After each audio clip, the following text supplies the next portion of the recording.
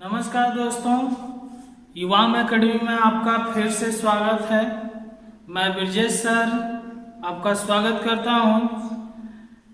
कैसे हैं आप लोग? आप लोगों के लिए मैं फिर से संविधान का एक नया टॉपिक भाग 4। पिछले वीडियो में हम लोगों ने भाग 3 पढ़ा था। आज भाग 4 राज्य के नीति निर्देशक तत्व, directive principle of state policy. राज्य सरकार की, राज्य में रहने वाले लोगों की, राज्य में निवास करने वाले हर एक नागरिक की, उनके प्रति राज्य सरकार का ऐसी योजना जो प्रत्येक राज्य के लोगों का कल्याण करती है या वह राज्य कल्याणकारी बनता है, उसी चलाई गई योजना या राज्य सरकार के पॉलिसी को राज्य के नीति निर्देशक तत्व कहते हैं। यह पहला पॉइंट हुआ कि नीति निर्देशक तत्व क्या कहलाते हैं। अगला क्वेश्चन पूछता है, ये सबसे ज्यादा इंपॉर्टेंट है, मौलिक अधिकार के बाद इंपॉर्टेंट में नीति निर्देशक तत्व है जो हर एक पेपर में 1 नंबर फिक्स रहता है। क्या पूछता है वो हर एक चीज हम आपको डिटेल में बताएंगे। हमारे साथ इस वीडियो को पूरा देखते रहिए। मैं आपको भरोसा देता हूं कि 100% संविधान से पूरा तैयार करवाऊंगा। ये मेरी जिम्मेदारी है और इसके बाहर कोई भी क्वेश्चन नहीं आ सकता है। क्वेश्चन है कि राज्य के नीति निर्देशक तत्व किस भाग में है? तो भाग 4 में है। किस अनुच्छेद के तहत है? तो 36 से लेकर 51 तक। अनुच्छेद 36 क्या कहता है? अनुच्छेद 36 कहता है राज्य की परिभाषा, यानी वह राज्य कैसा होना चाहिए। उस राज्य में योजना चलाई जा रही है तो योजना कैसे चल रही है, यानी राज्य ऐसा होना चाहिए कि राज्य सरकार के द्वारा चलाए गए हर एक योजना का लाभ हर एक नागरिक को पहुंच रहा हो, यही राज्य की परिभाषा बताता है। अनुच्छेद 37 कहता है इस भाग में अंतर्विष्ट तत्वों को लागू करना। वर्ड समझ में नहीं आ रहे होंगे, लेकिन हम आपको बता रहे हैं। इसका कहने का मतलब यह है कि राज्य सरकार के किसी भी योजना को हम न्यायालय में परिवर्तन नहीं करा सकते हैं, यानी कोई भी योजना न्यायालय द्वारा परिवर्तनीय नहीं है। अब इन दोनों में अंतर समझते हैं। कल हम लोगों ने पिछले वीडियो में मौलिक अधिकार पढ़ा था। मौलिक अधिकार को किसी भी कोर्ट में आप चुनौती दे सकते हैं, लेकिन राज्य के नीति निर्देशक तत्वों को किसी भी न्यायालय के द्वारा परिवर्तन नहीं करा सकते हैं। वही चीज अनुच्छेद 37 में कहा गया, यानी जो तत्व लागू होते हैं उसे न्यायालय द्वारा परिवर्तन नहीं करा सकते हैं। अनुच्छेद 38 कहता है कि यदि योजना चलाई गई है या हर एक नागरिक के प्रति कुछ कार्य किया गया है तो राज्य के नागरिक का कौन सा विकास होगा, नागरिकों के प्रति क्या विकास होगा? तो राज्य लोक कल्याण होगा, राज्य का भी कल्याण होगा। किस दृष्टि से? तो सामाजिक, यानी समाज का भी विकास होगा, राजनीति का भी विकास होगा, प्रशासन का भी विकास होगा, और आर्थिक, यानी हर एक नागरिक का आर्थिक स्थिति भी सुधरेगी। यह कहता अनुच्छेद 38। अनुच्छेद 39 कहता है राज्य द्वारा अनुसरणीय, यानी राज्य द्वारा कुछ ऐसी नीतियां हैं जो विशेष हैं, जिसको कुछ नीतियों के तहत, जैसे हम कह सकते हैं समान कार्य के लिए समान वेतन, समान कार्य के लिए समान वेतन। ये पेपर में पूछता है कि समान कार्य कर रहे हैं, जितने भी लोग कर रहे हैं, अगर समान कार्य है तो सबको समान वेतन मिलना चाहिए, यह अनुच्छेद 39 कहता है। और ये राज्य सरकार को विशेष ध्यान देना चाहिए कि समान कार्य हो रहा हो तो उनको समान वेतन भी देने का प्रावधान अनुच्छेद 39 में। अनुच्छेद 39 को इसको 42वां संविधान संशोधन 1976 में जोड़ा गया और इसमें कहा था समान न्याय, यानी न्याय जो राज्य सरकार का है सबके साथ समान होना चाहिए। निःशुल्क विधि सहायता, यानी कोई नागरिक कमजोर वर्ग का है, उसके पास पैसा नहीं है, वो पैसा को नहीं दे सकता है, तो उस नागरिक को निःशुल्क विधिक सहायता भी देने का कार्य राज्य सरकार का है। तो हम लोगों 36, 37, 38, 39 का पढ़ा। आइए आगे अनुच्छेद पढ़ते हैं क्या कर। अगला अनुच्छेद कहता है अनुच्छेद 40 क्या है? ग्राम पंचायतों का गठन, यानी ग्राम का विकास होना चाहिए। जिस समय संविधान बना था उस समय प्रत्येक राज्यों को यह जिम्मेदारी दिया गया था कि आप ग्राम स्तर पे विकास करना चाहते हैं या नहीं करना चाहते हैं। तो क्योंकि ग्राम पंचायत प्रशासन की सबसे छोटी इकाई है, ये विकास होगा तभी विकास राज्य का हो सकता है, इसलिए अनुच्छेद 40 में किसका प्रावधान है? ग्राम पंचायत। अनुच्छेद 41 कहता है कुछ दशाओं में काम, शिक्षा और लोक सहायता पाने का अधिकार। कुछ दशाओं में, जैसे कोई नागरिक गरीब है, कमजोर वर्ग का है, बेरोजगार है, बूढ़ा है, बीमार है,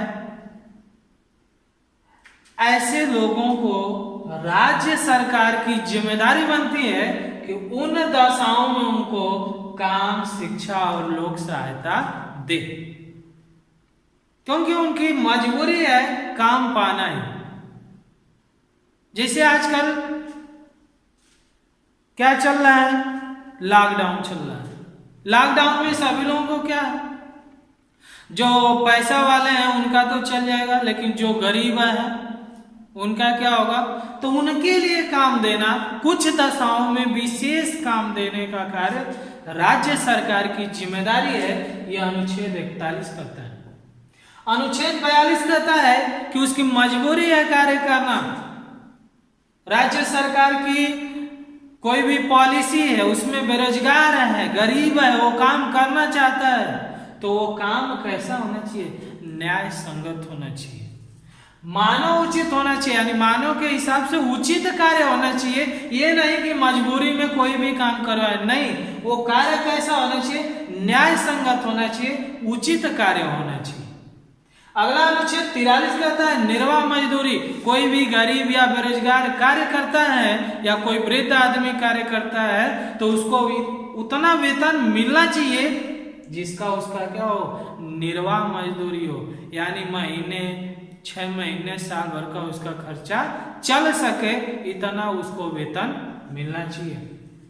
अनुच्छेद 43 को कहता है कि बेरोजगारों के लिए, गरीबों के लिए राज्य सरकार अपने हिसाब से कुटीर उद्योग, कोई भी फैक्ट्री, कोई भी कार्य राज्य सरकार चला सकती है और उस का उद्योग में कर्मकारों यानी मजदूरों का भाग लेना अनिवार्य होगा, यह अनुच्छेद 43 को कहता है। आइए आगे पढ़ते हैं अनुच्छेद क्या कहता है। अनुच्छेद 44।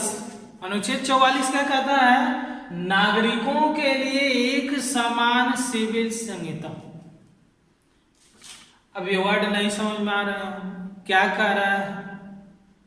तो इसका कहने का मतलब है चाहे वो किसी भी धर्म का हो, हिंदू हो, मुस्लिम हो, सिख हो, ईसाई हो, उन सभी वर्गों में तलाक का मामला है, शादी का मामला है, दहेज का मामला है, जमीन का मामला है, यानी कोई भी मामला हो सबके लिए समान न्याय होना चाहिए, ये कहता है अनुच्छेद 44। चाहे वो नागरिक किसी भी वर्ग का हो,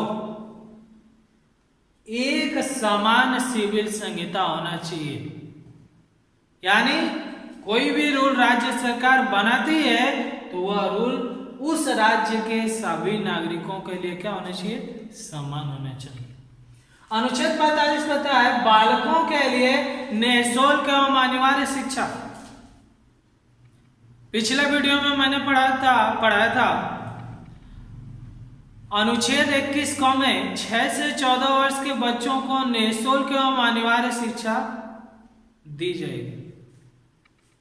यही बात यहां भी कर रहा है। तो क्या वो दोनों सेम है?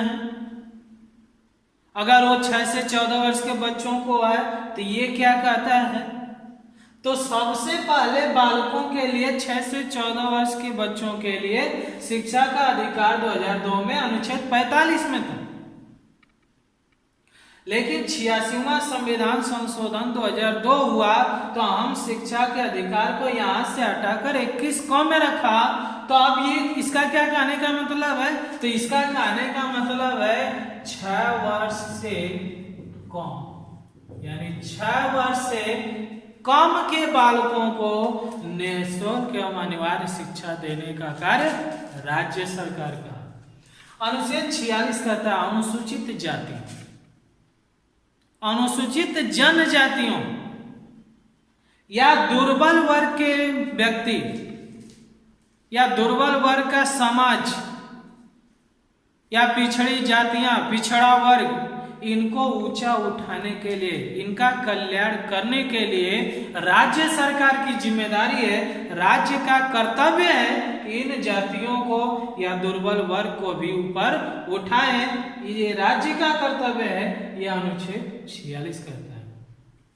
अनुच्छेद 47 कहता है पोषाहार एवं जीवन स्तर एवं लोक स्वास्थ्य, यानी पोषाहार के लिए, लोगों की जीवन स्तर सुधारने के लिए, लोक स्वास्थ्य सुधारने के लिए ये जिम्मेदारी या कर्तव्य किसका है, राज्य सरकार का। इसी अनुच्छेद में कहता है कि राज्य सरकार अपने जरूरत के हिसाब से मद्य निषेध भी कर सकती है, शराब को बंद कर सकती है, ये राज्य सरकार को अधिकार है। अनुच्छेद 47 में दिया गया है कि राज्य अपने हिसाब से मद्य निषेध कर सकती है और बिहार किया भी है। लेकिन हमने बताया ना कि नीति निर्देशक तत्वों को न्यायालय द्वारा परिवर्तनीय नहीं है, इसलिए वो राज्य की जिम्मेदारी है शराब को बंद करे या न बंद करे। लेकिन इसमें कहा गया है कि सरकार चाहेगी तो शराब को बंद कर सकती है। शराब बंद होगा, पोषाहार, जीवन स्तर, लोक स्वास्थ्य अपने आप क्या हो जाएगा, बढ़ जाएगा। ये राज्य सरकार का क्या है, कर्तव्य है। अगला अनुच्छेद 48 कहता है कृषि और पशुपालन संगठन को बढ़ावा देने के लिए राज्य सरकार का क्या है, कर्तव्य है। कृषि, क्योंकि मेन हमारा जो उत्पादन कहाँ से हो, कृषि से हो रहा है। कृषि और पशुपालन का विकास होगा तो अपने राज्य का भी विकास होगा, राज्य का विकास होगा तो देश का विकास होगा। इसलिए कृषि और पशुपालन के बढ़ावा देने के लिए राज्य सरकार का कर्तव्य है, यह अनुच्छेद 48 कहता है। आइए आगे पढ़ते हैं क्या कहता है। अगला अनुच्छेद 48 को 48 पढ़ा था, यह 48 को पर्यावरण संरक्षण, वन तथा वन्य जीव, पर्यावरण, वन तथा वन्य जीव का संरक्षण करने की जिम्मेदारी किसकी है, राज्य सरकार की। यानी 48 को कहता है कि पर्यावरण संरक्षण तथा वन और वन्य जीवों का संरक्षण होना चाहिए और ये राज्य का भी कर्तव्य है और ये राज्य के प्रत्येक नागरिक का भी कर्तव्य है कि हम अपने आसपास के पर्यावरण को, वन को, वन्य जीवों को संरक्षण दे। यह अनुच्छेद 48 को कहता है। अनुच्छेद 49 कहता है राष्ट्रीय स्मारकों जैसे ताजमहल हुआ, लाल किला हुआ, स्थानों यानी वो क्या है, महत्वपूर्ण स्थान है या कोई भी वस्तु, जाते हैं आप म्यूजियम में घूमने तो आपको पहले जमाने की वस्तुएं मिलती हैं, उस पे लिखा रहता है कि इस सन में चलती हैं।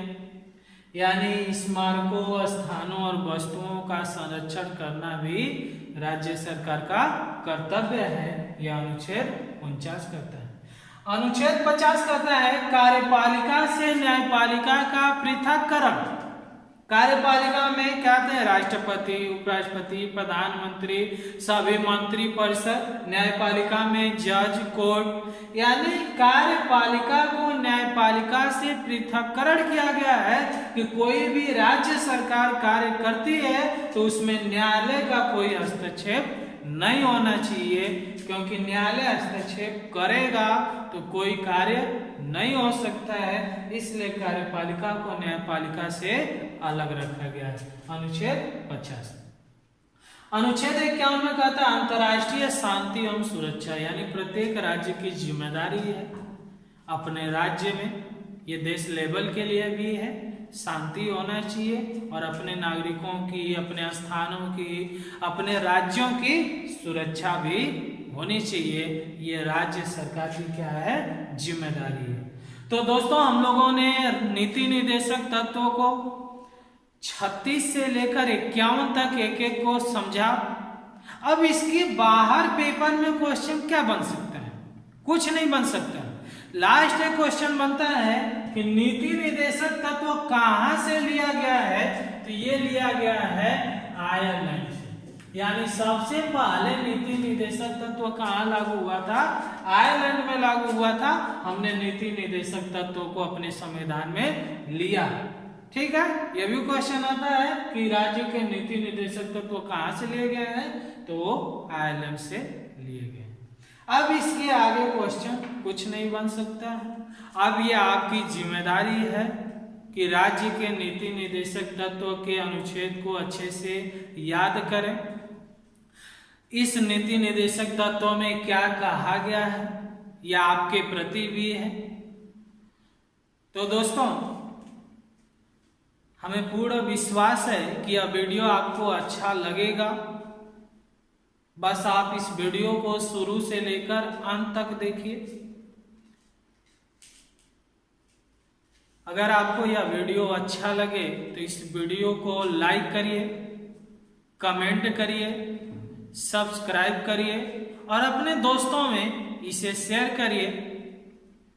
फिर मैं अगला वीडियो लेकर अगले दिन मिलूंगा। तब तक के लिए जय हिंद।